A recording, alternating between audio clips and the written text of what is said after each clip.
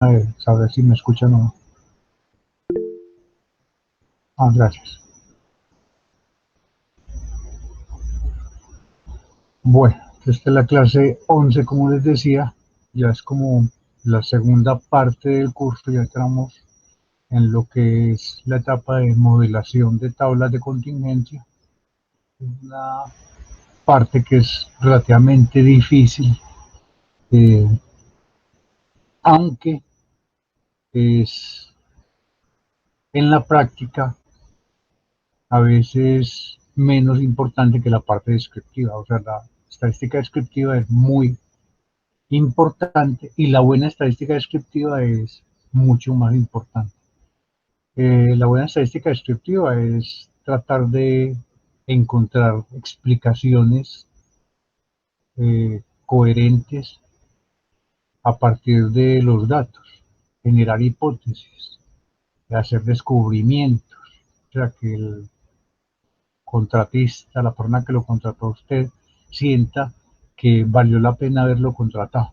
Pues muchas veces un buen analista descriptivo lo hace. Muchas veces cuando uno tiene demasiadas fórmulas en la cabeza, uno cree que presentando fórmulas y aplicando modelos raros va a descrestar al jefe de uno y a veces termina es alejándolo de uno. No sé si ustedes han visto las páginas donde hacen analítica que lo que entregan es muy simple, son histogramas básicamente con algunos porcentajes, pero los problemas que trabajan son importantes, entonces llaman la atención y además presentan alguna discusión sobre esto. Entonces, yo les invito a que ustedes estén mirando esas empresas que hacen analítica y que publican los resultados en Internet para que vean el tipo de trabajo que hacen.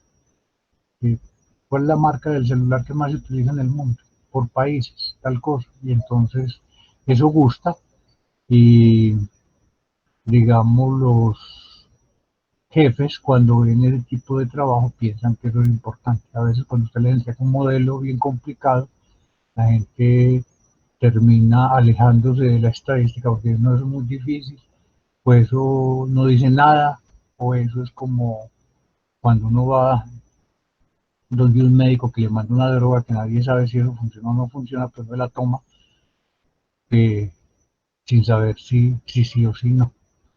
Bueno, entonces empezamos con otra forma de trabajar tablas de contingencia. Ya vimos una que era a partir de modelos log lineales, que es muy utilizada, sobre todo entre gente del área social, que sabe un poquito de estadística y que muchas veces mmm, se tragan esos sapos.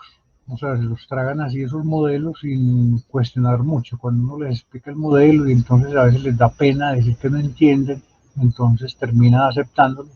En muchas revistas se publican artículos que contienen modelos log lineales y los editores asumen que eso es verdad.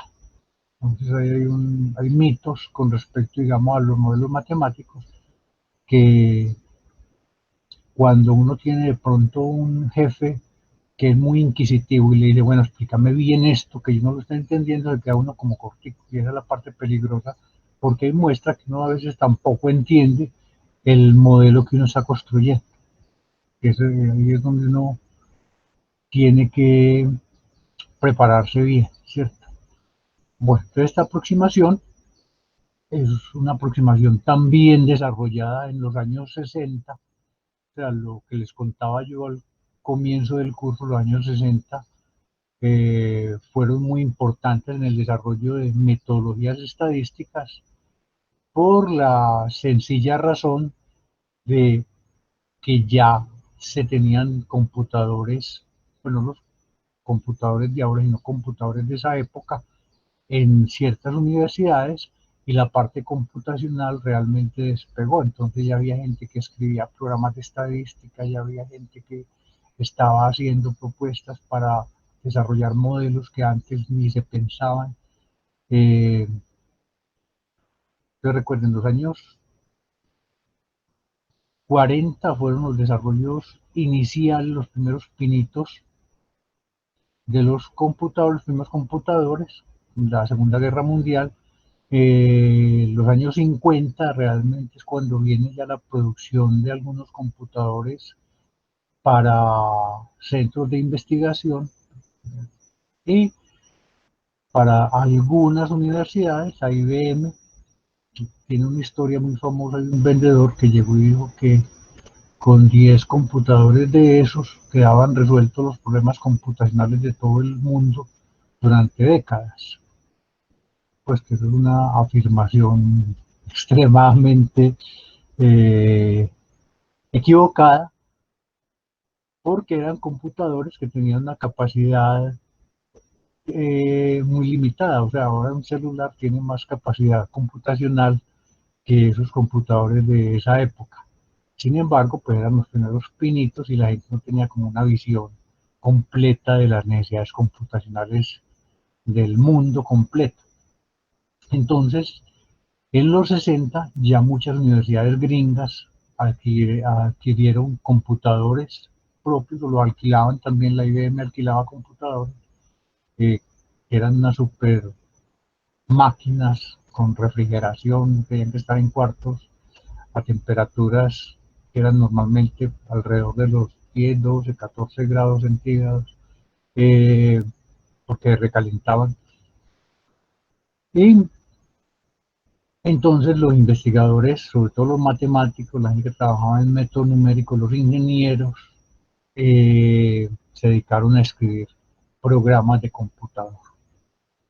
Bueno, ya muchos de los algoritmos estaban propuestos, al menos en teoría.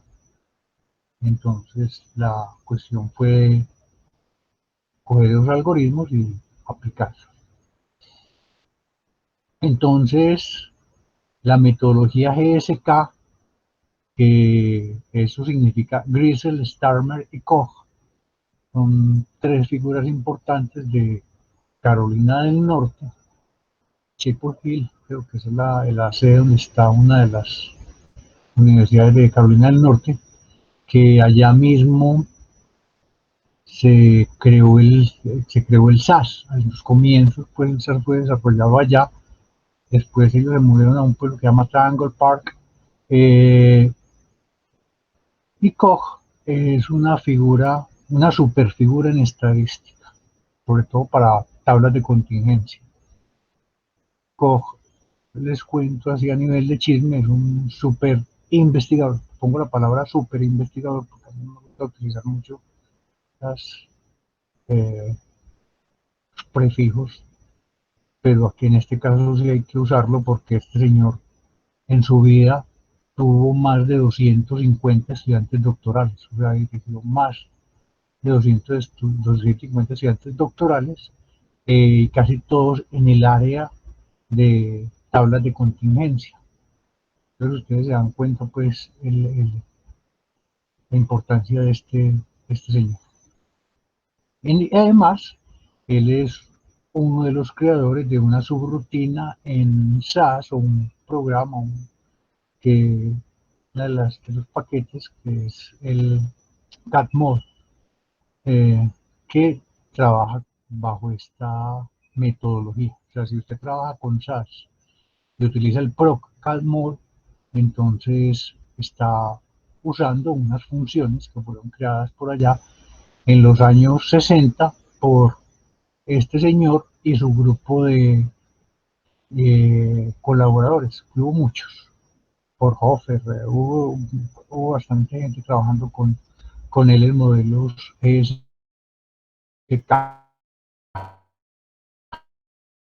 También hay gente que los llama de otra forma, pero mínimos cuadrados ponderados también entra en la parte de los modelos de regresión tradicionales. Entonces, cuando uno habla de mínimos cuadrados ponderados, la gente entra como en estado de confusión pensando que uno está haciendo referencia a regresiones tradicionales. Mientras que cuando uno habla de la aproximación GSK, ya sabe uno que está haciendo referencia a tablas de contingencia. Entonces, esta aproximación es una imitación de lo que pasaba en el modelo lineal. O sea, el modelo lineal ha sido como el, el paradigma, o sea, lo mejor de lo mejor que puede haber en estadística es el modelo lineal, ¿cierto? Es fácil de entender, es fácil de estimar. Hay programas de computadoras, en calculadoras para correr el modelo lineal. Y entonces, en otras áreas de la estadística, la gente queda como con la boca abierta y dice, ah, qué rico, esta gente que tiene todas esas facilidades. Entonces, lo que han hecho algunos es tratar de imitar el modelo lineal. Entonces, esta analogía la he presentado muchas veces en clase, pero a ver, los estudiantes a veces no la toman bien, pero bueno, las voy a presentar otra vez. Haga de cuenta que hay un muchacho en su cuadra que es un super modelo, pues así. Él se compra una camisa y le queda muy bien puesta. Se compra unos pantalones y se le ven súper bien. Se compra unos zapatos y todas las muchachas quedan mirando, ¿cierto? Entonces los otros muchachos que tienen muchos menos atributos, que son menos dotados físicamente, entonces ¿qué hacen? Lo miran con envidia, ¿cierto? Entonces, ¿qué piensa uno? Si yo me compro una camisa parecida a la que él tiene, me voy a parecer a él, ¿cierto? Si yo me compro unos pantalones como los que él tiene, me voy a parecer a él. Y entonces también me van a mirar a mí, que no soy tan bien dotado, pero como lo estoy imitando, entonces también puedo tener cierto éxito. Entonces lo mismo pasa en estadística. En estadística, ese muchacho es el modelo lineal, ¿cierto? Tiene todas las propiedades, tiene todas las ventajas. Mucha gente lo ha trabajado durante muchos años y seguirá. Mientras que en otras metodologías estadísticas la cosa no es tan sencilla. Entonces, ¿qué hace uno? Imitar el modelo lineal. Y eso es lo que hizo esta metodología, ¿cierto? Entonces recuerden que en el análisis de regresión nosotros estamos interesados es en predecir la media condicional, ¿cierto? Que se llama variable respuesta. Miren que uno hasta intuitivamente hace regresiones. Uno dice, bueno, el peso promedio de una persona aumenta cuando aumenta la estatura, ¿cierto? Entonces, mire que eso es una sencilla y llana regresión. La velocidad de un carro aumenta cuando usted le hunde el acelerador. Entonces, ¿cuánto le hunde el acelerador? Entonces, eso está asociado con la respuesta, que es la velocidad. Y entonces, estas variables que ayudan a explicar el comportamiento de la respuesta se llaman variables explicativas o variables predictoras. Entonces, uno ve el modelo lineal y dice, uy, qué cosa tan chévere. Además, cuando la respuesta es continua y se distribuye normalmente, hay unas propiedades matemáticas súper fabulosas. O sea, usted puede hacer todo el trabajo inferencial sin ningún problema. Las demostraciones son limpiecitas, las demostraciones descrestan, los libros de regresión lineal dedicados a la parte matemática sacan teorema tras teorema, entonces uno queda como, ¡ah! Este sí es la machera, ¿cierto? Y los que cuando no tienen el supuesto de normalidad aplican regresión saben que por el teorema central del límite los resultados se pueden trabajar también utilizando la inferencia normal. Eso es la chéveridad extrema. O sea, ya uno está, entonces la gente que trabaja en economía ha desarrollado un área completa que se llama econometría y en econometría trabajan mucho la regresión, ¿cierto? Bajo el supuesto de que los datos no se distribuyen normalmente y ellos trabajan con mínimos cuadrados todo el tiempo, aprovechando de esas propiedades vía teoremas límites. Entonces, lamentablemente, la gente que está enfrentada con tablas de contingencia la vida es un poquito más complicada. Entonces, lo que decíamos del modelo lineal, tiene una ventaja en la interpretabilidad. Entonces, la interpretabilidad de un modelo lineal es en casi todas las aplicaciones fácil y directa. Los coeficientes asociados con un modelo lineal se pueden interpretar fácilmente porque es simplemente el cambio que tiene la respuesta ante un cambio de una unidad en una variable explicativa. Aún, digamos, personas con muy poquito bagaje estadístico interpretan esos coeficientes fácilmente, ¿cierto? Y este modelo, entonces, ha llevado a que se hagan extensiones del mismo. Entonces, ¿qué pasa cuando la respuesta no es normal? Entonces, si la respuesta no es normal, pero es continua, entonces hay cosas que se pueden hacer. Si la respuesta no es normal, pero la respuesta es binaria, entonces aparecen las regresiones logísticas tradicionales. Si la respuesta es censurada, entonces aparecen cierto tipo de modelos. Por ejemplo, los econometristas trabajan con unos modelos que llaman Tobit y hay unos modelos, bueno, hay muchas variaciones de esto, entonces, pero es por su facilidad de interpretación.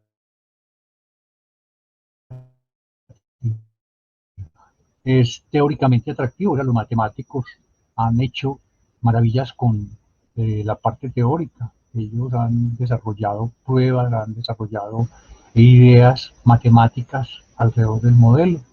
Y eh, esto, por ejemplo, ha llevado a áreas que se volvieron muy importantes.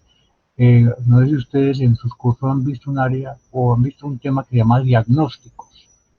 Diagnóstico, esa palabra vino a aparecer por allá en los años 70 formalmente, porque había aparecido antes, pero muy marginal, formalmente, con un libro de Belsey, Cook y Welch que se llama Diagnósticos de regresión. Entonces la parte de diagnósticos que se desarrolló en regresión en el modelo lineal se volvió, se volvió tema y eso se pegó en todas las otras áreas de la estadística. Entonces, esto es una de las ventajas súper bonitas que tiene el modelo lineal, que hacer demostraciones bajo supuesto normalidad es facilísimo. O sea, uno ve un curso de regresión y es pruebas de bajo supuesto normalidad. Salgas de la normalidad, entonces ya se complican un poquito las cosas, pero sigue estando el teorema central del límite para ayudarnos ahí. Bueno, fácil de estimar. Hay muchas rutinas desarrolladas para estimar el modelo lineal. Este modelo, el modelo lineal, le achacan el desarrollo a Gauss, ¿cierto? Gauss es el papá de los mínimos cuadrados. Haciendo mediciones astronómicas, él desarrolló el método de mínimos cuadrados, pero también se lo achacan a otros investigadores, a otros, en especial la Legendre. Los que han visto métodos numéricos saben de qué personas estoy hablando. Eh, Gauss también es uno de los primeros en utilizar la distribución normal, ¿cierto? También se llama distribución gaussiana.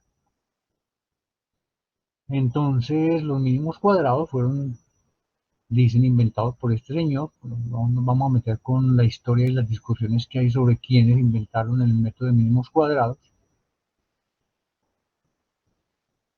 pero ese método tiene ventajas numéricas fuertes, que se puede utilizar cálculo, por ejemplo, para encontrar una solución, ¿cierto?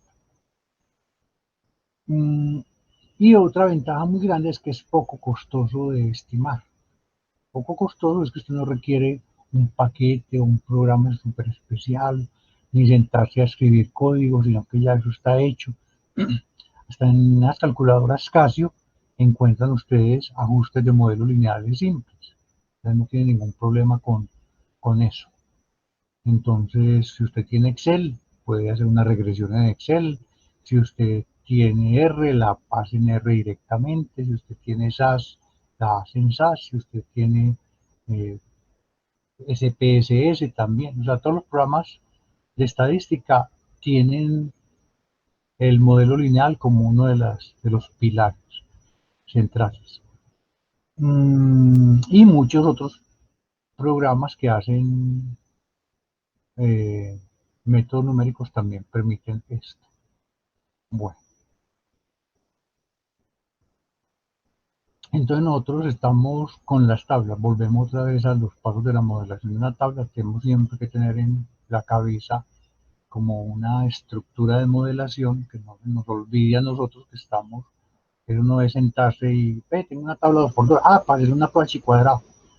No, hay que pensar antes de hacer las pruebas qué es lo que nosotros tenemos en la mano, ¿cierto? Entonces aquí nosotros tenemos que ver en qué situación estamos. Estamos en situaciones observacionales. Recuerde que los datos observacionales son aquellos que surgen sin control, ¿cierto? Que el investigador simplemente eh, obtuvo una base de datos que no sabe de dónde viene muchas veces, o es el DANE el que la levantó, o es la oficina estadística de los entes oficiales o cualquier otra cosa. Muchas veces viene de encuestas que hacen los investigadores sin ningún control o con muy poquitos controles. Entonces la pregunta siempre, tengo datos observacionales, todas las inferencias estadísticas que salgan a partir de datos observacionales se consideran eh, inferencias débiles, ¿cierto? Porque no hay nada controlado. O sea, uno puede, si uno cambia de datos observacionales, los resultados pudieran cambiar radicalmente. Esto le pasa a los economistas, ¿cierto? Entonces, los economistas, dadas unas condiciones, por ejemplo, ellos predicen que el dólar va a subir o va a bajar. Mañana ellos quieren hacer otra predicción y las situaciones cambian completamente y ellos no pueden controlar nada. Entonces, los datos son básicamente observacionales. Ellos están parados desde afuera mirando cómo las cosas van cambiando. O si los datos son experimentales, pues que es que mucha del trabajo inferencial en estadística se asume para datos experimentales. O sea, hay un tipo en un laboratorio o en el campo haciendo, como era Fisher, haciendo asesoría en Romsted, allá en una granja experimental, granja agrícola experimental, donde habían experimentos controlados. Y en estos experimentos, las unidades experimentales son homogéneas. ¿Qué significa que son homogéneas? Por ejemplo, cuando usted piensa en un experimento con raticas, que hacen en esos laboratorios farmacéuticos, ¿cierto? Todas esas raticas son indistinguibles entre ellas. O sea, usted coge una ratica y coge otra y usted no tiene la capacidad para distinguir las diferencias entre las raticas. Pesan básicamente lo mismo, tienen el mismo color de ojo, tienen el mismo color de piel, mmm, no tienen enfermedades. Entonces esas unidades experimentales, cuando usted les inyecta droga y usted mira los cambios en la ratica, los cambios, usted puede decir, se deben a la droga, ¿cierto? Hay situaciones que los médicos y la gente que trabaja en el área de la salud las llaman cuasi experimentales. Entonces, por ejemplo, están con un paciente o tienen una investigación de pacientes y le dicen, vea, usted se va a tomar esta droga a las 5 de la tarde todos los días. Y el paciente se va para su casa, y un día se la toma a las 5, pero el otro día le olvidó tomársela. Y el médico le pregunta, ¿usted tomó la pastilla? Y el paciente le da pena decir que no la tomó y llega y le dice, sí, yo me la tomé.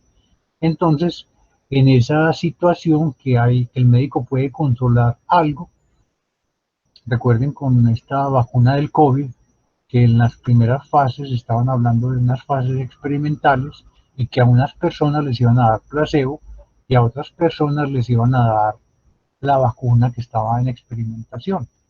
Y no sé si se dieron cuenta en el caso del Perú, donde eh, algunos administradores y políticos se apropiaron de las vacunas reales y en la experimentación a la gente de la calle le daban placebo y A esos políticos les ponían la vacuna que era, entonces estaban haciendo el experimento, pero lo sesgaron completamente, ¿cierto? Entonces, esto hay que entenderlo bien. Usualmente con tablas de contingencia en el área social uno tiene datos de tipo observacional. Entonces toda la inferencia que sale es una inferencia débil, a no ser que tenga uno muchos datos y que esos muchos datos sean realmente representativos de unas poblaciones que son las que uno considera importantes. En lo que les contaba de los bancos, por ejemplo, que los bancos tienen mucha información sobre los clientes a los que les han aprobado créditos, pero la información de los clientes a los que les rechazan los créditos realmente no entra al sistema o entra muy marginalmente al sistema y entonces esa información se pierde. Entonces la información que tienen los bancos es una información, ¿cierto?, sesgada. Entonces los datos experimentales son los más fuertes, pero se dan solamente en ciertas condiciones y es importante saber eso, en ciertas condiciones. Entonces, la parte descriptiva es simplemente cálculo de porcentajes, razones entre porcentajes, mirar la estructura de la tabla, ver si la tabla tiene ceros observacionales, si la tabla, digamos, tiene regiones donde hay escasez de datos. En esas regiones donde hay escasez de datos, los modelos a veces no funcionan bien, o uno puede dividir la tabla, coger esas regiones de escasez de datos y juntar las variables, o sea, reducir el número de categorías a veces, o trabajar con una subtabla, etcétera. Hay muchas posibilidades para eso. Y una cosa muy importante, y una de las críticas que yo les hago a algunos estudiantes es que ustedes están más interesados, hay algunos, ¿no?, en entregar comandos de R en las tareas que entregar análisis de las cosas que se están viendo. Pues en este curso no es para ver, para demostrar que usted sabe mucho R, ¿cierto? No para demostrar que usted es capaz de analizar tablas de contingencia. Usted puede analizarlas en Excel perfectamente, o las puede analizar en cualquier otro programa, o puede escribir su propio código. Entonces, cuando uno recibe un trabajo donde, ¡pum!, sale un comando de R y sale el resultado abajo pegado, uno dice, esta persona, ¿qué fue lo que hizo? Corrió unos comandos de R y listo, eso fue lo que demuestra, pero hay como entrar en los análisis. A veces un comando de R toma menos de una fracción de segundo para que ejecute y entregue el resultado, pero a usted le puede tomar horas y horas analizar ese resultado desde el punto de vista práctico. O sea, práctico es contextualizando el problema que usted está trabajando, contextualizando los resultados que usted obtuvo ahí, ¿cierto? No, entonces en eso tienen que ser muy cuidadosos. O sea, no es presentar esos comandos de R. Esos comandos de R perfectamente pueden ir en un apéndice. ¿Para qué se meten en un apéndice? Porque si alguien quiere replicar o repetir, pues lo que usted hizo, tenga todos los comandos que usted utilizó y diga si esta persona actuó honestamente, no se inventó nada. Mm, Ahí viene una parte, digamos, que es delicada en investigación y son las personas que inventan resultados. En España, creo que hace 3 años, se dieron cuenta de una investigadora muy famosa española que sacaba artículos en revistas y metía a otros investigadores y ella decía, bueno, ella trabajaba en el hospital, creo que en el hospital Monte Sinai en Nueva York y era un orgullo para España. Entonces, ella describía experimentos muy detallados y los publicaba en revistas de muy buena calidad. Y cuando hicieron una investigación en el hospital, a las horas en que ella se suponía estaba haciendo los experimentos, mostraban en las cámaras de los laboratorios que no había absolutamente nada. Entonces la pregunta, ¿qué pasó? Que ella se inventaba esos experimentos, los describía en detalle, cosas que no había hecho. Entonces ahí hay un dicho muy famoso que es más fácil caer un mentiroso que un cojo, ¿cierto? Usted inventa cosas y entonces en el término de la distancia lo pueden descubrir. La mentira queda ahí permanente porque queda en papel. Entonces por eso los códigos de los programas que se desarrollan van siempre metidos, digamos, en un documento, bien sea adicional o como un apéndice para que la gente pueda replicar lo que uno hizo. O sea, que no le digan, no, no, es que usted inventó esto, no, mire, son los pasos que yo seguí y con esos pasos yo obtuve esta respuesta. Que uno pudo haber utilizado la metodología equivocada, sí, pero que uno lo hizo honestamente hasta donde uno sabía en el momento. Eso es importante. Bueno, y hay que determinar cuáles variables son respuesta, o sea, variables que no fueron controladas en el estudio y cuáles fueron los factores. Esto lo hemos dicho ya varias veces, pero es importante recalcar en esto. Digamos, hasta el final de nuestro curso vamos a estar hablando de esto siempre. Las variables que no son controladas son respuestas, las variables que fueron controladas son factores. Con datos sobre los que nosotros no tuvimos ningún control, es muy difícil saber cuáles fueron aquellas variables que no fueron controladas y cuáles fueron las que fueron controladas, ¿cierto? Hay veces uno intuye cuáles fueron controladas. Por ejemplo, yo tengo una base de datos y tengo que el 50% fueron hombres y 50% mujeres. Esa división 50% me da la impresión de que esa variable fue controlada, ¿cierto? Ahora los estadísticos, la gente que trabaja en estadística tiene un truco muy famoso para hacer que una variable que no fue controlada sea un factor, que es simplemente el condicionamiento, que ya lo habíamos dicho, es el principio de condicionalidad que lo utilizan para poder aplicar la famosa prueba exacta de Fisher que vimos por allá casi al comienzo del curso, que es un principio que nos crea artificialmente factores. Esto es peligroso, sobre todo por los desbalances que le pueden crear, cosas de esas que pueden aparecer. eh, Ese principio hay que utilizarlo con cuidado. Muchas veces uno para salvarse dice, no, yo estoy haciendo un trabajo inferencial, pero es más de carácter exploratorio. Ah, bueno. Entonces, en la metodología GSK, nosotros vamos siempre a tener un modelo preliminar. Nosotros necesitamos saber qué es lo que queremos responder, ¿cierto? Nosotros necesitamos tener una idea de lo que queremos hacer. Estimamos los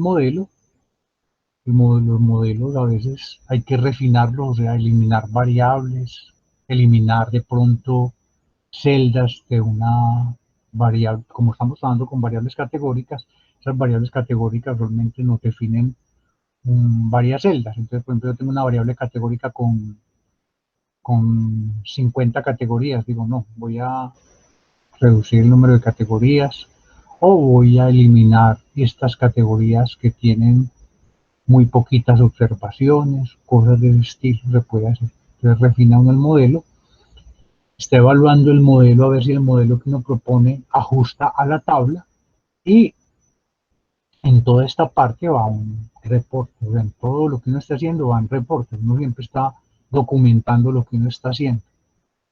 Esto no es sentarse a correr el R y meter comando en R, y después simplemente copiarlo, lo que apareció ahí en la ventana y pegarlo en unas hojas.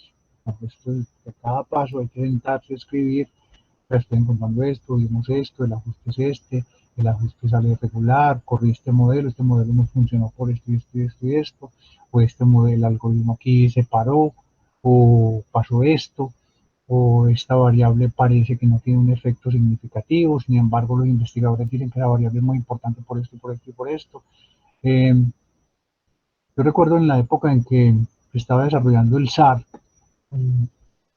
es un sistema de administración de riesgo de la superintendencia. Muchos bancos llamaron a la escuela para que construyan los modelos de riesgos, ¿cierto? Entonces hubo muchos profes que estuvieron metidos en asesorando eso. Y una cosa que aparecía con mucha frecuencia era que el ingreso personal no tenía nada que ver con el riesgo crediticio, en especial en instituciones financieras pequeñas, por ejemplo, cooperativas. Entonces la pregunta, o cuando se presentaban esos modelos a los administradores de los bancos, decían, no, pero es que es absurdo, ¿cómo que esa variable no es significativa en el modelo? Entonces, la respuesta mágica que apareció era que un modelo no le presta, un banco, perdón, o una institución crediticia no le presta a los que no tienen ingresos suficientes. Pues un banco o una cooperativa financiera no va a decirle a una persona que no tiene ingresos, vea, usted que no tiene ingresos, voy a prestarle 20 millones de pesos, a ver qué tal me resulta usted como cliente. Si usted va a una entidad financiera por un crédito de 20 millones de pesos, tiene que demostrar que tiene suficientes ingresos para cubrir ese crédito, ¿cierto? Y las entidades financieras tenían unos filtros muy rígidos para prestarle plata a la gente, entonces tenían que tener ingresos suficientes para prestarle plata. Y además la gente que entra en default, o sea, que no cumple con la obligación, eh, o que está en riesgo y no cumple con la obligación, eh, es, son muy pocas, o sea, ese porcentaje de personas es muy bajito, y entonces los modelos que trabajan en los bordes de los espacios parametrales tienden a tener fallas a veces radicales. Entonces había mucho problema con eso. Pero uno de esos era por lo que les había dicho, que las bases eran sesgadas. Bueno, entonces ahora sí vámonos con la aproximación GSK para tablas de contingencia. Ojo que esto es un tema que a algunos les puede parecer extraño, a otros les parece aburrido, a otros les parece un coco, porque tiene mucha arandela. Y aquí lamentablemente en R no hay ninguna función que diga, yo me llamo GSK y yo les corro los modelos GSK. Esto es una elaboración casi desde cero. Entonces, el GSK, o sea, esta metodología GSK consta de varias etapas. Una es la definición de la variable dependiente, la variable respuesta. Y a diferencia del modelo lineal, la variable dependiente aquí hace referencia a probabilidades o a funciones de probabilidades. Y esas probabilidades pueden ser combinaciones de varias variables originales. ¿Cómo así?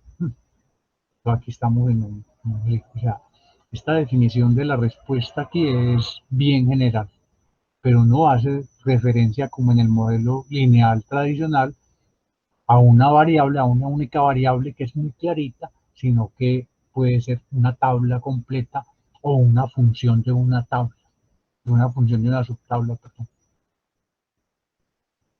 Viene después la definición del modelo y viene la estimación y validación de ese modelo. Entonces, ¿cómo vienen los datos para la aproximación GSK? O sea, aquí no es una tabla presentada de cualquier forma. La metodología GSK exige una tabla presentada de esta forma. Vamos a tener subpoblaciones, también lo llaman poblaciones o estratos. A veces lo llamamos también estratos. Estratos, poblaciones o subpoblaciones. O sea, ese nombre lo utilizamos indistintamente. Que no he equivocado. No, así se llama, así lo llaman en ESK. O sea, no se angustien por el nombre. Y tenemos unas columnas que hacen referencia a lo que se va a llamar la respuesta. Esas columnas pueden ser combinaciones de variables. Y miren esto, cojamos la subpoblación 1. Tenemos pi sub 1, 1, pi sub 1, 2, pi sub 1R, pi sub 1R. Si sumamos esto, nos da 1. Cojamos la segunda, pi sub 2, 1 hasta pi sub 2R. La suma de esta fila nos da 1. O sea, para cada estrato, para cada subpoblación o para cada población, tenemos una población multinomial. El caso más simple es cuando solamente tenemos dos categorías, que es una población binomial, ¿cierto? Pero la presentación nos lleva a poblaciones multinomiales. Multinomiales. Ahora, los datos originales pueden que no vengan de esta forma, sino que a uno le toque acomodarlo porque uno quiere trabajar un problema particular de una forma específica.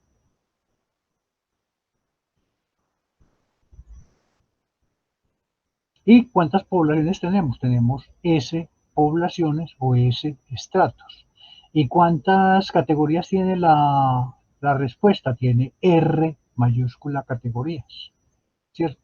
Pero miren que todas tienen las mismas categorías, todos los estratos tienen las mismas categorías definidos de la misma forma. O sea, la categoría 1 significa lo mismo para cada subpoblación o para cada estrato. La categoría 2 significa lo mismo para cada estrato. Entonces, por ejemplo, yo puedo tener aquí el equipo de mi preferencia, el equipo de fútbol de mi preferencia. Entonces aquí tendría yo, por ejemplo, América, Cali, Medellín, Nacional, hasta Envigado. Y una subpoblación pudiera ser, estar determinada por el género y, y la edad. Entonces, por ejemplo, tener hombres mayores y hombres jóvenes como una segunda subpoblación. Entonces, una primera subpoblación, tener hombres mayores, otra segunda subpoblación, hombres menores, otra población, mujeres mayores, mujeres menores. Y tener la distribución. ¿Cuántas respuestas tendrían? No sé cuántos equipos de fútbol hay como 20. Entonces irían de 1 a 20 los que hayan, pues. Entonces ahí nosotros tendríamos que ser hincha de Nacional es lo mismo para cada una de las cuatro poblaciones, ¿cierto? Ser hincha del Medellín significa lo mismo. Pero por ejemplo que usted es, a ver, mm, uno que sea bien regional. Pero, por ejemplo que usted tenga en tipo de comida preferida, que fueran esta, digamos, la respuesta, tipo de comida preferida. Y tenga aquí la comida uno, bandeja paisa. Y aquí la población uno, digamos, hombres de Medellín. La población 2, mujeres de Medellín. La población 3, hombres de Bogotá, mujeres de Bogotá. Y la conceptualización de bandeja, por ejemplo, hay un plato que se llama mazamorra. No sé si ustedes lo han escuchado. Entonces, por ejemplo, que tenga aquí mazamorra. Si a usted le gusta, pues, que a usted lo preferido es la mazamorra. Entonces, usted sabe lo que es mazamorra.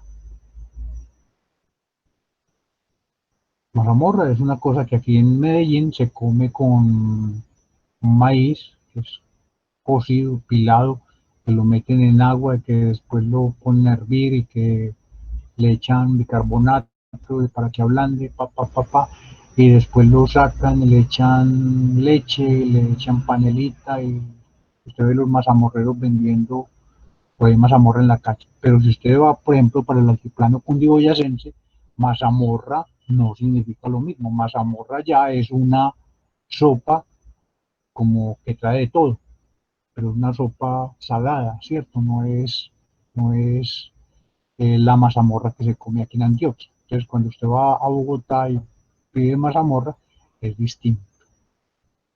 Entonces esta categoría, a pesar de tener el mismo nombre, no significa lo mismo para cada estrato. Entonces usted tiene un problema de definición de la categoría, ¿cierto? Eh, y hay muchas situaciones en las que usted también, por ejemplo, puede cometer errores por la definición. Por ejemplo, la palabra ruso. A usted aquí en Antioquia, ¿qué significa un ruso? Una persona de origen ruso, ¿cierto? De Rusia. Pero en Bogotá un ruso es un obrero de la construcción, es un albañil. Y uno a veces ve revistas que hacen en Bogotá, en las cadenas radiales que todas son bogotanas ya, y entonces hablan de los rusos y están hablando de los obreros, pero no explican porque ellos piensan que lo que en Bogotá se conoce, en el resto del país significa exactamente lo mismo.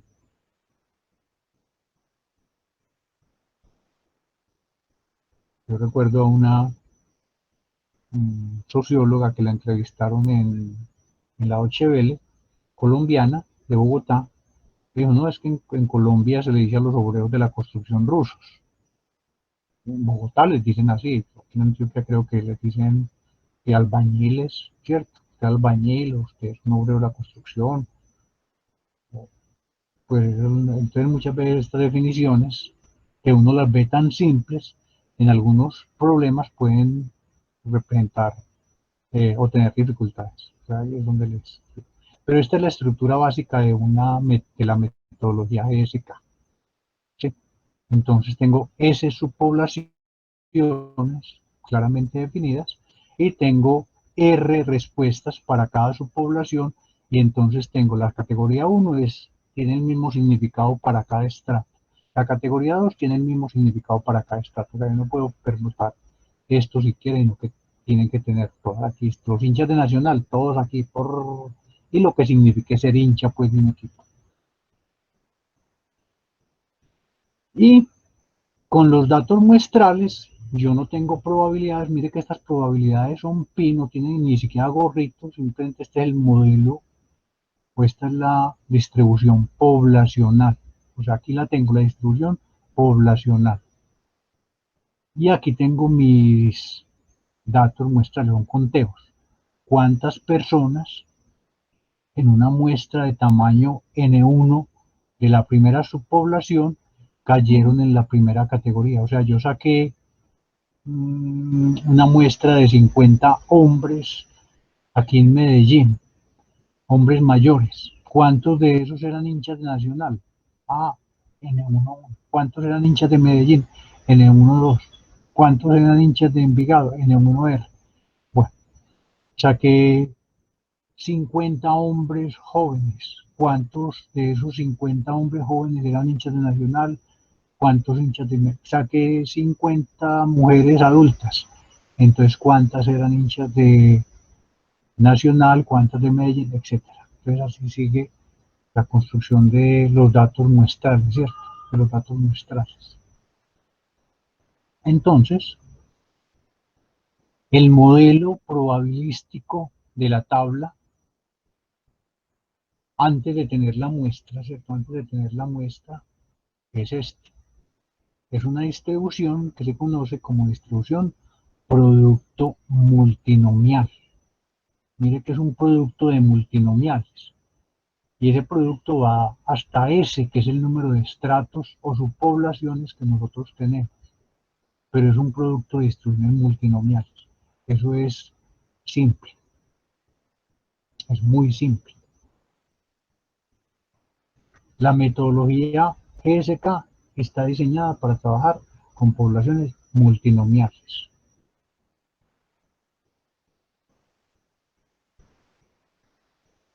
Y estas muestras son sacadas en forma independiente de cada estrato. Son sacadas en forma independiente de cada estrato. Esa es una condición fuerte que a veces a uno se le olvida. Y cuando uno construye la tabla, a veces comete errores técnicos ahí. Bueno, entonces voy a pegarme un brinco aquí para poder ilustrarles con algunas tablitas, porque toda esta parte es muy aburrida. Entonces miren aquí, esta es la tabla que ya hemos visto de los niños, ¿cierto? La habilidad manual de los niños. Tengo niño, niña, zurdo, diestro. ¿Cuántos estratos tengo aquí? Entonces, ¿qué variables fueron controladas? En ese estudio ninguna variable fue controlada, fue un estudio observacional, ¿cierto? Los niños que habían en el colegio, las niñas que habían en el colegio, los zurdos que habían, los diestros que habían, o sea, no se determinó, voy a observar 50 zurdos y voy a observar 50 diestros, no. Voy a observar 100 niñas y voy a observar 100 niños, no. Simplemente lo que había, eso lo registró la maestra, ¿cierto? Entonces, yo tengo, digamos, para un problema típico aquí, que es comparación, la habilidad manual, será igual para niños que para niñas. Entonces yo estoy definiendo, de acuerdo a la pregunta, los estratos. Entonces, niño, niña, van a ser los estratos. Tengo en este problema dos estratos. ¿Cuántas respuestas tengo? Tengo dos, zurdo o diestro. Entonces mire que esta tablita es un producto, como es una binomial, entonces es un producto binomial. Pero aquí tenemos un caso relativamente simple de eso. Ya para brincarme esto que aquí viene esto. Tengo estos datos son reales de una entidad, de una cooperativa financiera. La cooperativa tenía 8 sucursales. Y entonces, ¿cuál piensan ustedes que es el estrato? El estrato es la sucursal, ¿cierto? ¿Cuántos estratos tengo? Tengo en esa entidad 8 estratos. Pero la respuesta es binomial, caer o no caer en default, ¿cierto? Los que caen, el default lo definen las entidades financieras casi como ellas quieren, siguiendo unos lineamientos de la superintendencia. Mm, Entonces hay entidades que tienen, por ejemplo, que si una persona no paga la obligación en 30 días, ya está en default. Otras que si no lo pagan en 45 días, están en default. Otras que si están en 60 días, están en default. Entonces las entidades financieras definen su default como ellas quieren. Pues tampoco es como relajándolo, pues, o si no pagan toda la vida, entonces no entran en default, no. Establecen un límite de atraso. Bueno, entonces, eh, para cada sucursal, un cliente de un crédito está en default o no está en default.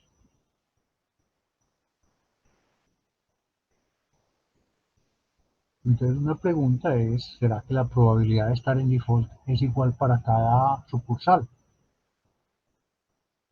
Ahora, si uno rechaza H0, entonces la pregunta es, ¿por qué? Porque hay algunas sucursales que tienen eh, diferencias en el default. ¿Cuáles sucursales tienen la misma probabilidad de default? Entonces aquí descubrir de las sucursales cuál es la que mayor probabilidad tiene de default, cuál es la que menor probabilidad tiene de default. Eso al administrador de la cooperativa le interesa ver por qué se presentan esas diferencias. Pues, por ejemplo, las explicaciones que daban, no, es que mire que en esta sucursal nosotros tenemos personas que son mayores, que son muy cumplidas, tal cosa, mientras que en esta otra sucursal nosotros tenemos comerciantes y los comerciantes son personas que están dependiendo de condiciones de mercado y esas condiciones de mercado hace que muchas veces se atrasen en las cuotas, entonces entran en la misma, en default fácilmente. Bueno, entonces ya ellos dan sus explicaciones y uno se sienta a hablar con ellos a ver si estos resultados son coherentes con lo que ellos piensan, ¿cierto? Bueno, estas son cosas que uno tiene que hacer a mano y uno las va presentando en apéndices. O sea, a un cliente no le interesa ver estas cosas horrorosas y uno realmente no las presenta así. Esto lo presenta así uno en clase, porque en clase pues uno piensa que al estudiante no le importa ver esto en forma bonita, pero a un cliente sí le importa ver esto en una forma decente. Entonces esto, una persona que coja y corte esto y lo pegue en un informe financiero, chao, para afuera del banco, usted haga las cosas bien hechas, porque usted no va a presentar aquí mmm, eso a medias, ¿cierto? Usted tiene que pulir todos estos resultados y entregarlos bien presentados. Entonces aquí tenemos, bueno, entonces ya estamos, perdón, pasé mucho. Entonces aquí hay un rearreglo que se hace, que se construye un supervector. ¿Cómo se construye este supervector? Estas probabilidades las pongo en forma, mire que aquí están como una fila, yo las pongo como una columna, ¿cierto? Entonces pongo piso 1, 1, piso 1, 2, piso 1R, hasta piso 1R, ¿cierto? Mayúscula. Debajo de esa le pego el siguiente vector de probabilidades, pi sub 2, 1, pi sub 2, 2, hasta pi sub 2, R. Entonces, ese supervector va con estas primeras R's como los primeros componentes del vector, esta segunda R va como la segunda parte de ese vector y estas últimas va como la última parte de ese supervector. Entonces miren que este vector es un vector que tiene eh, todos los estratos como pegados, pero realmente no es que los tenga pegados en forma indiscriminada, sino que van en el orden en que aparecen en la tabla.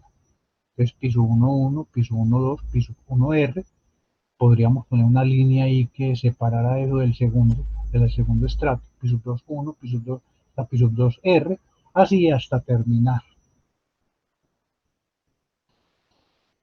Entonces una analogía que yo le hago a los estudiantes, a veces les parece muy raro el nombre, pero es como cuando usted ha hecho unos chorizos caseros hechos en una carnicería.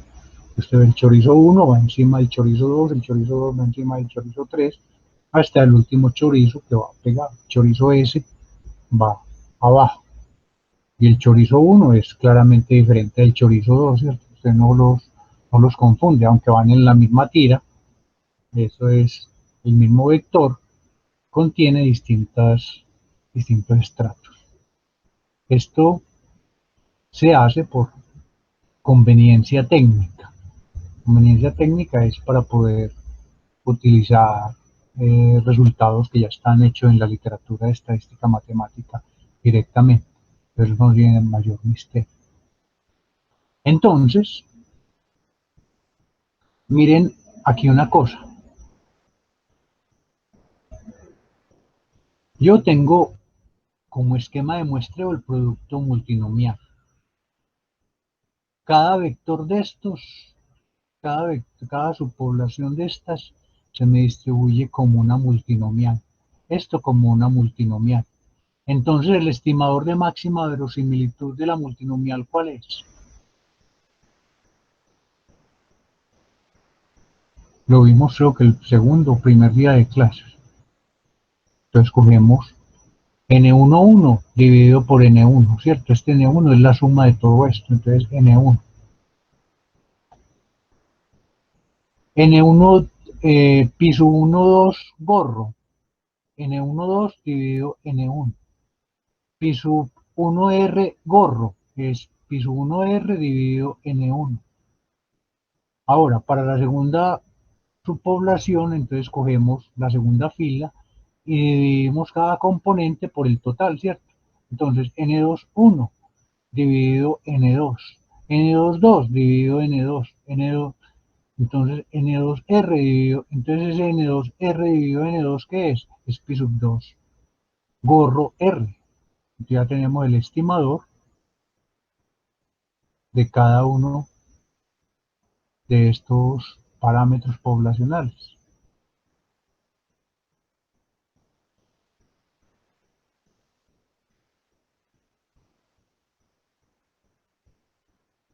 Y entonces, el pi gorro chorizo sería simplemente reemplazar cada uno de estos pis que hay aquí por los pis estimados. O sea, este n11 sobre n1 suma, pues la suma esa nos daría el piso 1,1 gorro, ¿cierto? Y eso,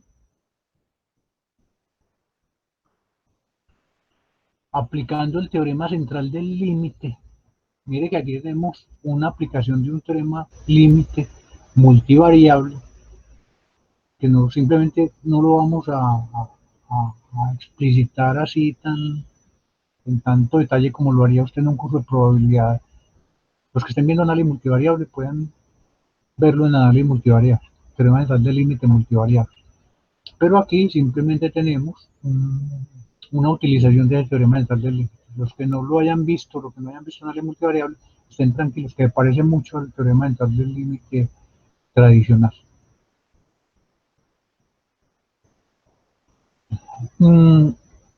Entonces, como yo tengo muestras independientes de multinomiales, yo tengo unas matrices de varianzas y covarianzas para cada estructura poblacional, ¿cierto? Y ese pigorro Ese pi gorro, que es el estimador de ese vector chorizo, se me distribuye aproximadamente, esa significa asintóticamente, pero aquí vamos a decir aproximadamente normal, con vector de medias igual a pi y matriz de varianzas y covarianzas, esa sigma SR por SR, es una matriz diagonal en bloques, donde cada sigma es la matriz de varianzas y covarianzas de los estimadores de pi de la multinomial. ¡Wow!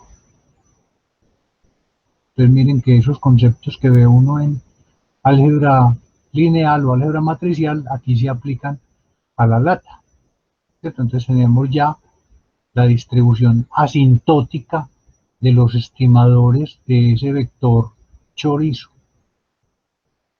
Este es un super resultado para esta metodología. Es un super resultado. Entonces aquí aparece la normal sin nosotros saber la P. Nos ha aparecido como un resultado límite, ¿cierto?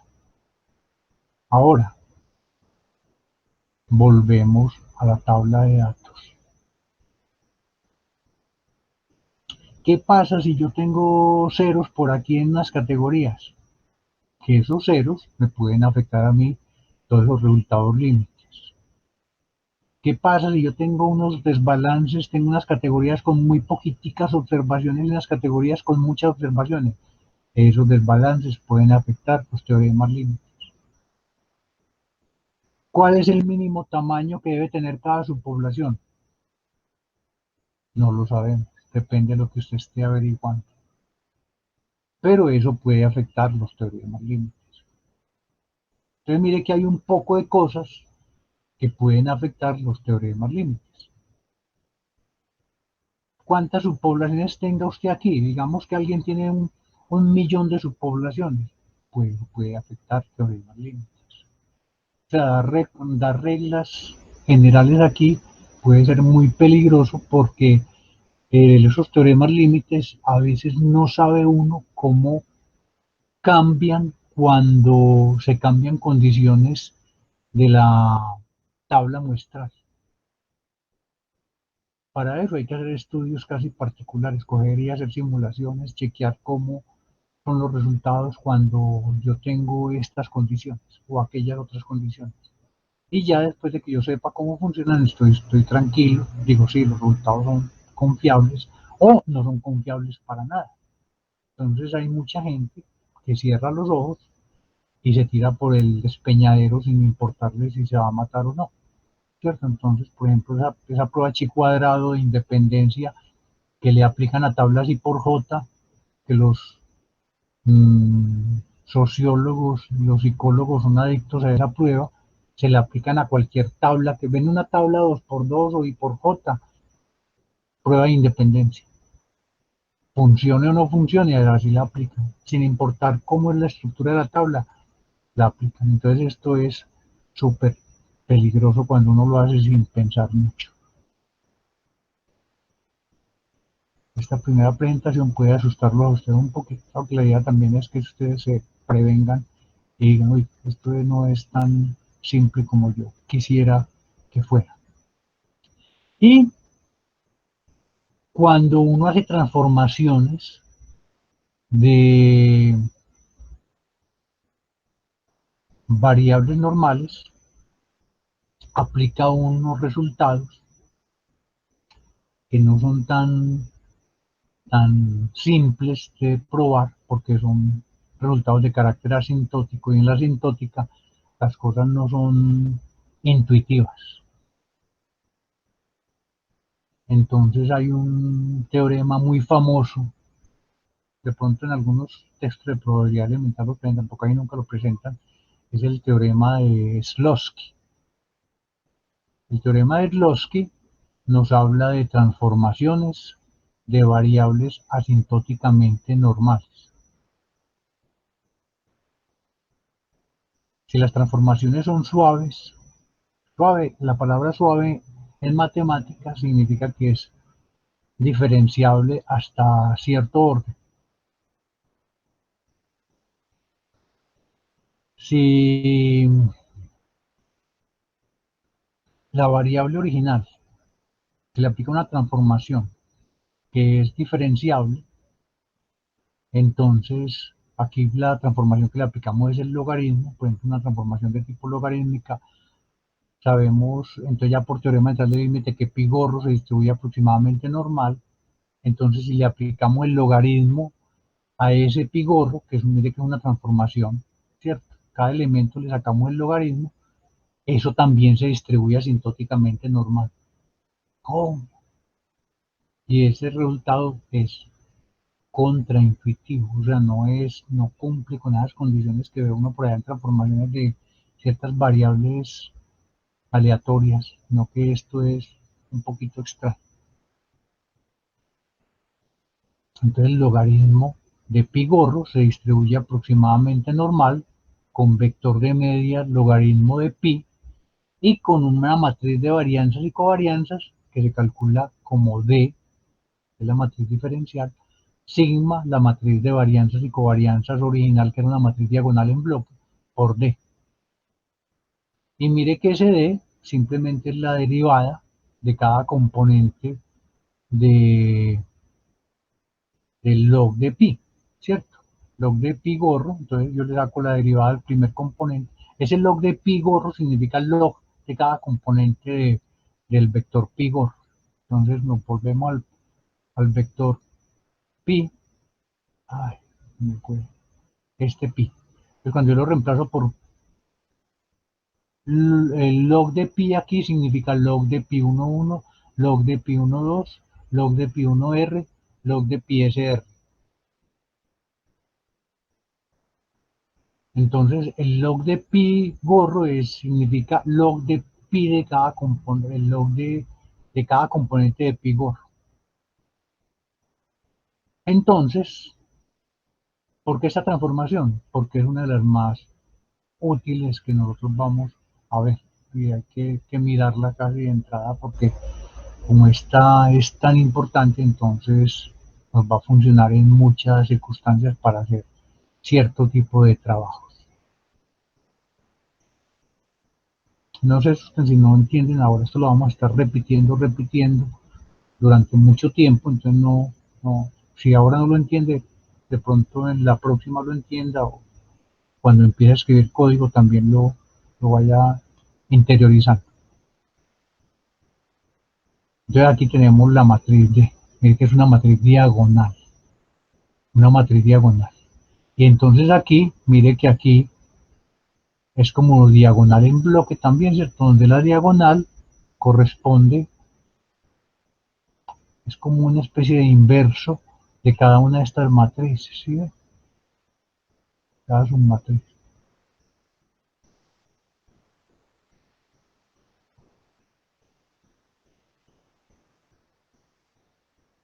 Entonces, la definición de la variable respuesta. Ojo que la variable no es una única variable de la base de datos. Pueden ser combinaciones de variables. ¿Sí? Las más importantes son una que se conoce como lineal y la otra que se conoce como logaritmo. Esas son las más importantes. Cuando trabaja uno con logaritmo, por eso presenté el resultado anterior, que es un resultado así como todo raro, pero es importante. Y la lineal. Pero hay, en teoría uno puede tener funciones de respuestas muy raras, pero la mayoría de problemas eh, que se trabajan para tablas de contingencia se pueden resolver con este par de funciones, la lineal y la logaritmo. Entonces, la lineal aparece cuando el investigador quiere analizar las probabilidades en sí mismas, ¿cierto? Por ejemplo, diferencia probabilidades, un contraste, o sea, si la suma y resta de ciertas combinaciones lineales de probabilidades produce algo o es igual a algo. Entonces ahí la respuesta lineal. Y la logarítmica sale, por ejemplo, cuando yo quiero analizar productos o cocientes de probabilidades.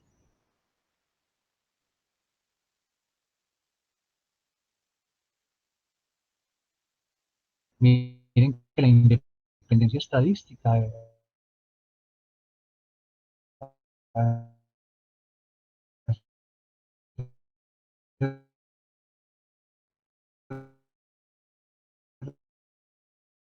referencia a un producto de probabilidades, ¿cierto?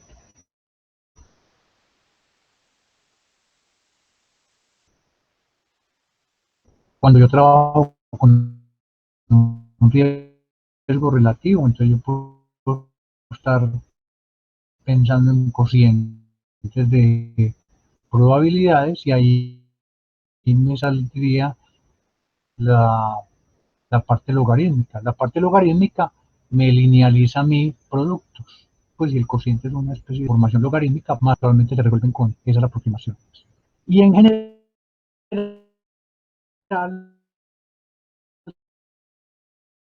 los estudiantes, es la definición de una respuesta lineal.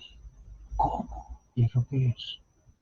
Entonces yo, por ejemplo, tengo mi vector chorizo, lo digo llamando así, aunque parezca muy parroquial ese término, pero es más o menos lo que quiere significar ese vector pi, grandote, ¿cierto?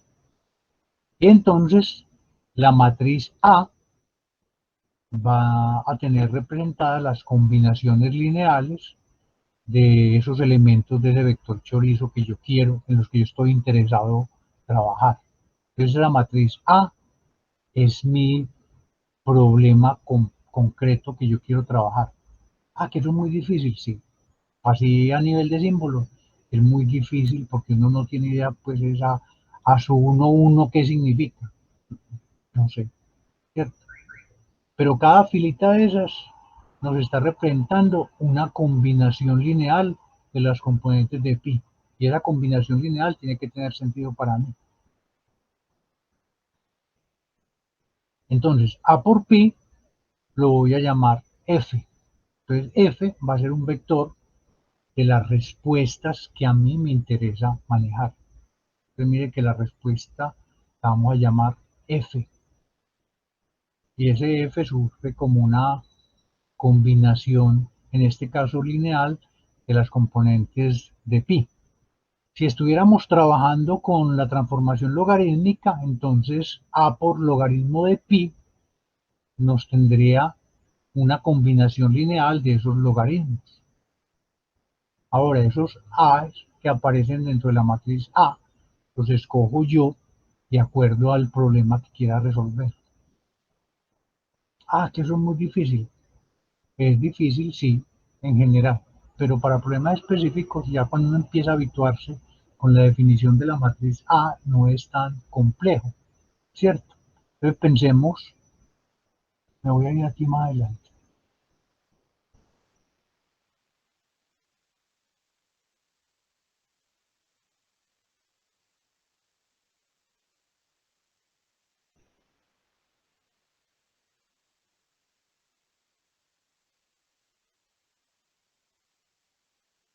en este problema de los niños.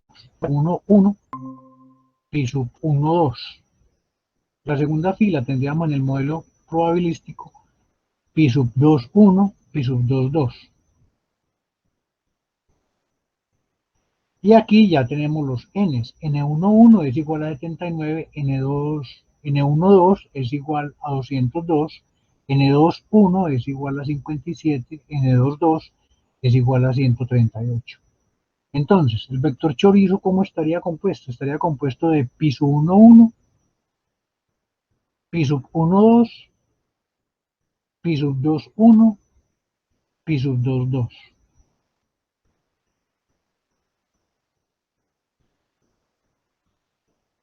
¿Sí?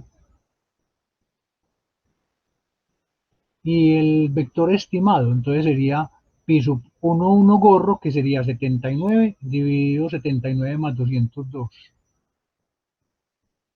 Pi sub 1, 2 gorro sería 202 dividido 79 más 202. Pi sub 2, 1 gorro sería 57 dividido 57 más 138. Y pi sub 2, 2 gorro sería 138 dividido 57 más 138.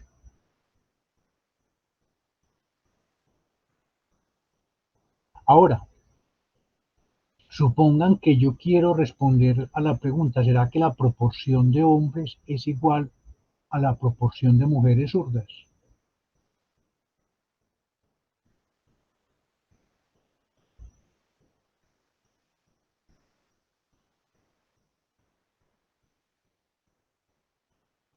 ¿Cómo hago yo eso? ¿Cómo lo haría?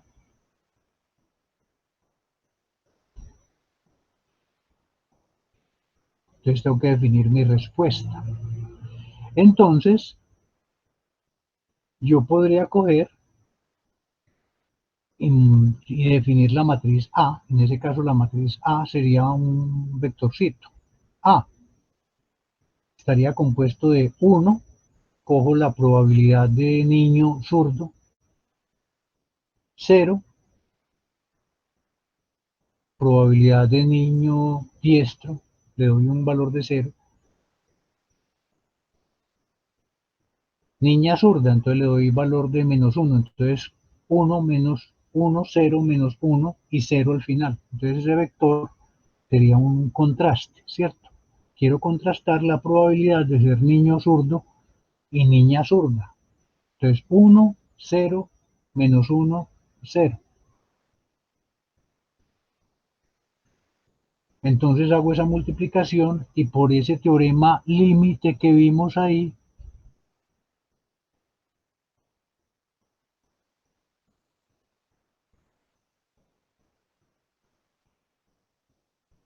sabemos que esto se distribuye normal, y cualquier combinación lineal de un vector normal sigue siendo normal, entonces yo tengo ya una distribución límite que puedo utilizar para responder a esta pregunta que tengo aquí.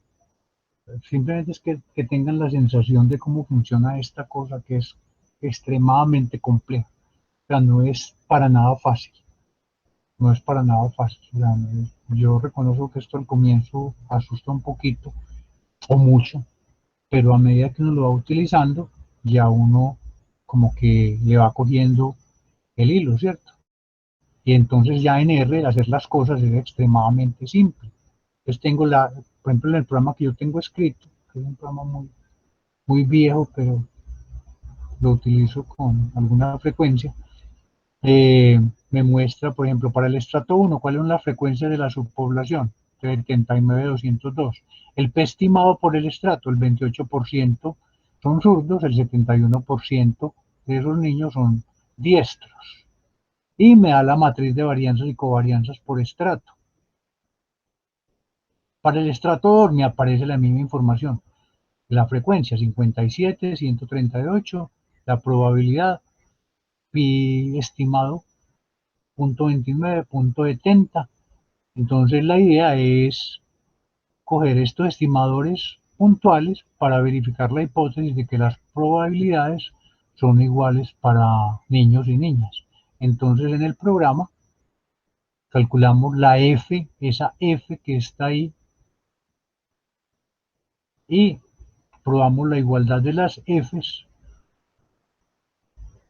y me da un valor P de punto 79.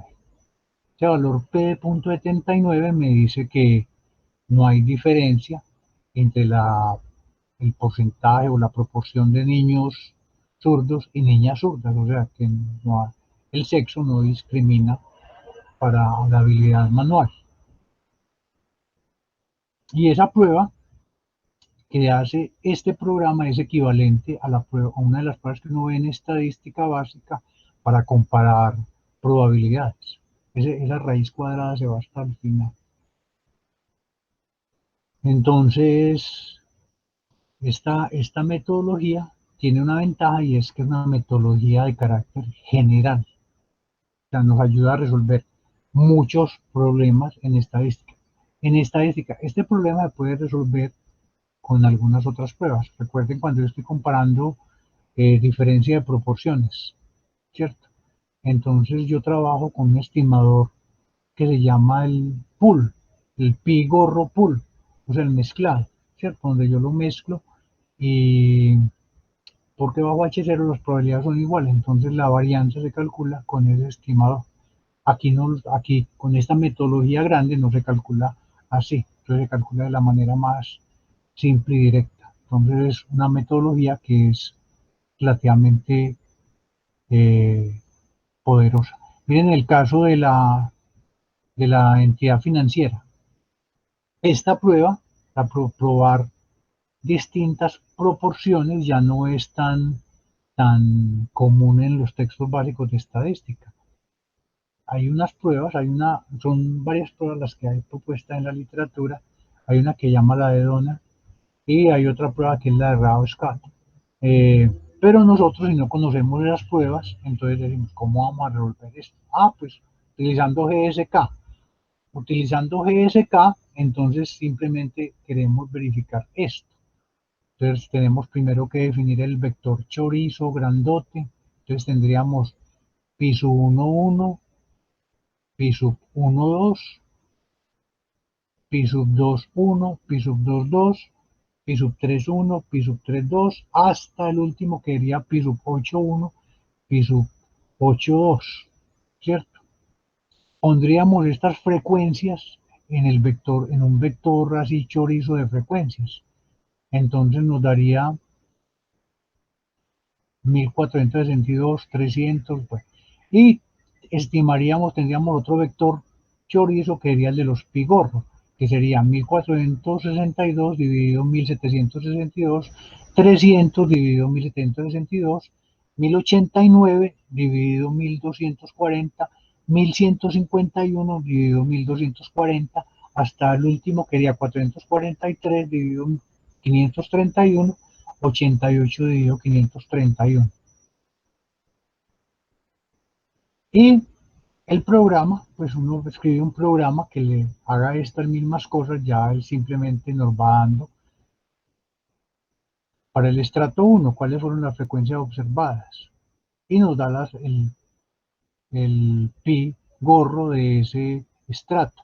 Entonces el 82% de los clientes no cayeron en default, el 17% sí cayeron en default.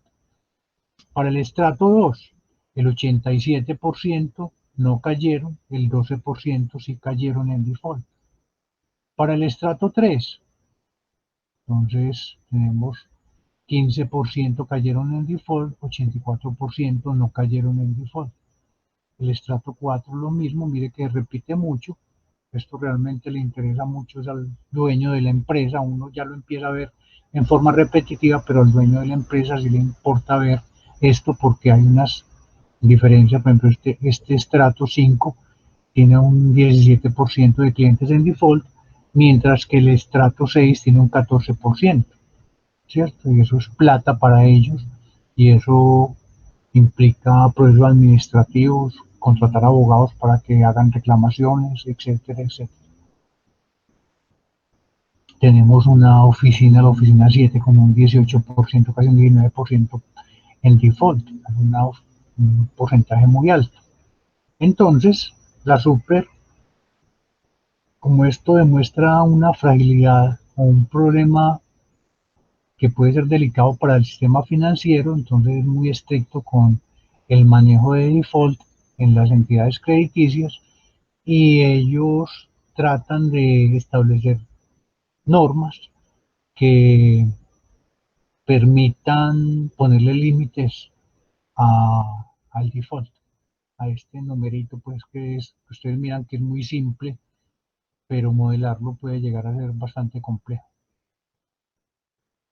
Y entonces se sacan las probabilidades, están las probabilidades de default de cada entidad. La F que a mí me interesa es comparar estas probabilidades de default, utilizo una prueba de hipótesis por allá y miren el valor P que me da al final. Entonces la prueba que yo estoy haciendo es una prueba para igualdad de proporciones, sencilla, pero de 8 proporciones, y el valor P me da 0.0001, ¿cierto? Entonces, ¿qué puedo yo decir? Que la probabilidad de default es diferente para las sucursales de esa entidad crediticia, que hay al menos una entidad, una sucursal con un default significativamente diferente al de las demás. Hay al menos una, pudiera que todas fueran diferentes o que todas fueran iguales menos una. Entonces miren que la interpretación ya se va acomodando a las necesidades del cliente y ya viene otro problema que es otro problema estadístico, es detectar cuál es la mínima probabilidad de default en esas 8 entidades, cuál es la máxima probabilidad de default en esas 8 sucursales y si esa máxima eh, probabilidad es estadísticamente diferente de las otras. Que yo pudiera detectar cuál es la sucursal que tiene mayor riesgo, por ejemplo. Claro que eso tampoco se hace así tan crudo, porque hay que entrar a ver la cantidad de créditos, cuál es la cantidad de dinero expuesto, digamos, a un riesgo de default. Pues puede que una empresa tenga mucho default, pero los créditos sean muy bajitos. Y otra empresa tenga muy bajito default, pero los créditos que están en default sean excesivamente grandes. Piensen que una empresa que tiene un préstamo de $1.000.000 y que entra en default, pone en riesgo, digamos, a un banco, si ese banco es pequeño, y un crédito de $1.000.000 que entre en default, puede que eso sea como quitarle un pelo a un gato, como dice el dicho, ¿cierto? Entonces, usualmente estos problemas no se atacan simplemente haciendo una prueba de hipótesis, sino que hay que considerar muchas cosas adicionales. Pero esta es una de las partes que entra como soporte de cualquier decisión que se tome. Dicen, no, es que estadísticamente son diferentes. No, estadísticamente no son diferentes. Si estadísticamente no son diferentes es porque todas tienen básicamente el mismo riesgo de default y entonces uno las puede trabajar todas como un solo conjunto. Pero si sabemos que son diferentes, entonces hay que trabajar cada sucursal de una manera diferente. Entonces, en estas cuestiones es donde uno entra como analista a discutir con el cliente las implicaciones que tienen todos estos resultados de estas pruebas de hipótesis. No es simplemente entregarle al cliente, ahí está el resultado de la prueba de hipótesis, mire usted eso, y mire esta salida, que esta salida de este programa que yo escribí es horrorosa, ¿cierto? Uno en un informe jamás presenta esto así. Uno coge numerito por numerito y lo va acomodando en un documento que quede bien presentado.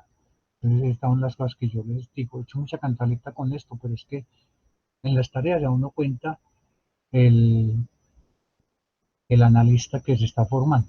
Si usted es un analista que entrega las cosas así por entregarlas, la persona necesita más trabajo.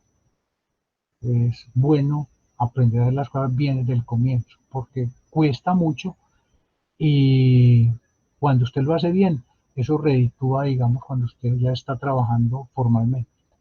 Bueno, yo le agradezco mucho por haberme prestado atención hoy. Esta introducción la vamos a estar repitiendo ya con más detalle en otras clases. Ya entramos a ir construyendo el programa que nos va sacando esto. Ya si a los que les guste pueden saborearse programando, a los que no les guste pues simplemente utilizan los códigos que yo tengo, que no son tampoco los más bonitos ni los mejores, eh, pero ya ustedes pueden ir haciendo cosas. Bueno, muchas gracias.